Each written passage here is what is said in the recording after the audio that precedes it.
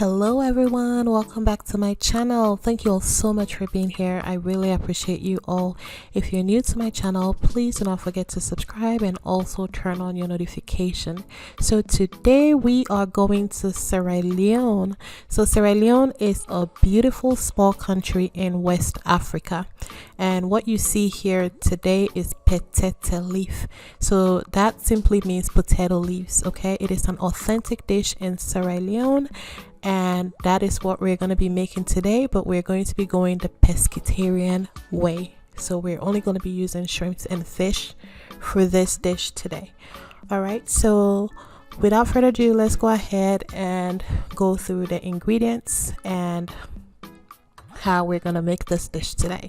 So for my ingredients, I have just fish. Like I mentioned, I have fresh fish, tilapia. I've already washed and seasoned it with salt, and then I also have the fillet for my kids. Along with that, I have some shrimps. I'm pretty much gonna add some more to this. Then I have some veggies like onion and tomatoes, then habanero pepper, but I left the pedestal on the pepper so it won't break in the food because of my kids. Okay, then I also have sunflower butter, but in Sierra Leone it is actually peanut butter that is used, but I use almond or sunflower butter. And then I have ogiri, which is fermented sesame seeds. All right, and then I have Maggi cubes. Then I have ginger and garlic cube, along with crayfish, cayenne pepper, and salt. All right, so now we're gonna go ahead and prep our fish. I am air frying mine, but you can bake yours, fry it, smoke it, however you like your fish. All right, so let's prep our potato leaves. What you want to do is have a bowl of water or sink filled with water. I actually had 2 bags. I bought 2 bags of potato leaves. So you want your potato leaves to be fully immersed in water in order for the sand to come out of the leaves. So you wash it multiple times in one place, transfer it to the other, and then put it on a tray to begin cutting. All right, so now that we're done, let's go ahead and begin cutting. And what I want to do is begin with my vegetables. So I'm going to set the potato leaves to the side, and I have my onion and tomatoes, so I'm going to go ahead and cut those first. And as far as like sizing, feel free to cut it into whatever size you'd like for both of them. And in most Sierra Leone dishes, not most, but in plasas meaning when you cook grains, so like your potato leaves, cassava leaves, and stuff like that, Sierra Leoneans typically do not use tomatoes. Okay, I am using tomatoes to give me a good base. Yeah, it's up to you, it's a matter of preference. So I just need to have a good base in my potato leaves. All right, so but it's optional if you want to put something else in there like eggplants. It's a choice, matter of preference. All right, so with the stalk, you want to leave the stalk on the potato leaves. You just want to cut off the tips of the stalk. All right, and you want to cut it really fine. The smaller you cut it, the better. All right, you want it to be nice. In Sierra Leone, typically we use our hands to cut it to get it to be really fine, but I like using chopping board. That way my hand stays pretty fresh all the time. Just kidding. But yeah, you want to use a chopping board or a food processor if you have one, but you can use your hand, and that works pretty well. Okay, so to begin cooking, I'm gonna start with my palm oil, and this palm oil that I'm using here is Zomi from Ghana. All right, you can use any palm oil of your choice. You can also use vegetable oil, almond oil, palm kernel oil, coconut oil. Any oil you want to use will be fine. So I always put my onion in my palm oil before it heats up. That way my palm oil will not smoke. When it smokes and takes up the whole kitchen, I don't like it, so I always go ahead and put my onions in there before it even begins heating up. Then when I see the smoke or I see my onion frying, I add my tomatoes to it, and that's the trick for me. It always works. And so now I'm adding my sunflower butter, and like I mentioned, authentically it is peanut butter in Sierra Leone, but peanut butter doesn't work too well for me, so I use as in health wise it doesn't work for me, so I use almond butter or sunflower butter. I would have used almond butter, but on this day I didn't have any at home, so I used the sunflower butter, and it tasted the same. All right, all it is to add some creaminess and flavor as well. So I put in my Maggi cubes, and the Maggi cube is sometimes hard to crush, so I just drop it in there and let the hot oil do its thing, and it works just great. All right, and so now we can add our crayfish, our cayenne pepper, and then we can also go ahead and add our ginger and garlic cubes, and at this point they were melted, so it worked great as well.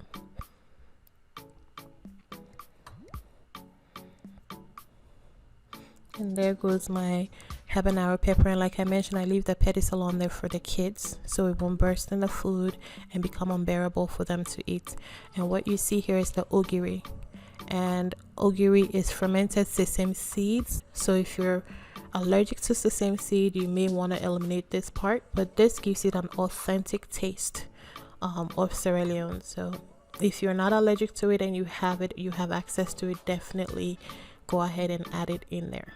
All right, and once I stir it really good, I'll go ahead and add my shrimps. I added some more shrimps to the initial one because I felt it wasn't going to be enough because my kids really love it. So add my shrimp, stir it up really good, and then you would add salt at this point. You can always save the salt for later, as in last, but I added salt because it didn't have enough salt. And then I'll go ahead and add my potato leaves to the top of my stew. That way I can cover it and let it simmer for about 7 minutes. Okay, and like I mentioned, I used 2 bags of potato leaves. So with this one, it's more, I can't give you like a precise measurement, it's more of, you know, judgment. So you're cooking and tasting as you go, because if I tell you, hey, 2 bags to this amount of palm oil, the sizing or the weight of the bag that you pick up from your grocery store may be different from mine. And by the way, I got my potato leaves from the Asian store. That's where I usually get it from. And at this point I'm adding a little bit of water because it didn't have enough moisture. So I added water, and then I'll add a little bit of palm oil, so that way when it's done it would float to the top as well. So I'm giving it a good stir here. And all of these ingredients you can pretty much find at your local grocery store, except for the potato leaves and the palm oil. All right, so sesame seed you can find at any grocery store. This ogiri that I used is homemade. I'm gonna have a video later in the future on how to make your own ogiri. So sesame seed, you can lay your hands on it in any grocery store, but the palm oil and the potato leaves, those ones are from specialty stores. So potato leaves from Asian store, palm oil from African store. All right, so I covered it and let it simmer for another 7 minutes.